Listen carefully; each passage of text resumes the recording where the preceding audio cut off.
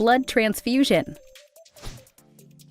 Before beginning this procedure, always perform the following steps to ensure patient safety. Perform hand hygiene. Provide patient privacy. Introduce yourself. Use 2 patient identifiers. Verify allergy status. Perform environmental safety check. Ensure proper body mechanics. Gather all supplies. Provide patient education. Verify MD order. Assess for procedure need. And explain procedure.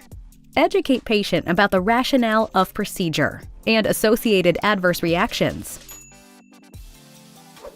Materials needed for blood transfusion: biohazard bag, alcohol pads, blood tubing, Y tubing, blood product, 500 cc bag of NS, 10 milliliter normal saline flush. Assemble supplies before entering patient's room.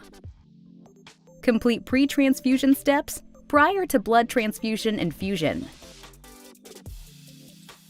2 nurses must verify blood before the start of the procedure. Verify blood band with blood unit. Verify blood unit with request form with another nurse. The procedure. Assure patency of IV line.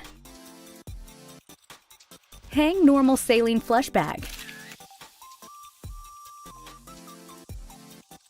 Spike normal saline bag and prime tubing. Filling blood tubing filter completely. Caution: close normal saline roller clamp before continuing to the next step. Spike blood bag. Open blood roller clamp and prime tubing. Be sure to prime the entire line. Connect IV tubing to patient's IV access. Set pump to deliver blood at no more than 2 milliliters per minute for 15 minutes. Monitor patient for adverse reactions. Measure vital signs after 15 minutes to ensure patient is tolerating blood transfusion. Increase infusion rate after 15 minutes per MD order or facility's policy. Measure vital signs when infusion is complete. Disconnect blood tubing. Flush IV line. Note patient's response to transfusion. Discard tubing and blood bag. Dispose of soiled supplies. Ensure safe environment. Return bed to lowest height with brakes locked and appropriate side rails up, and call light, bell in reach.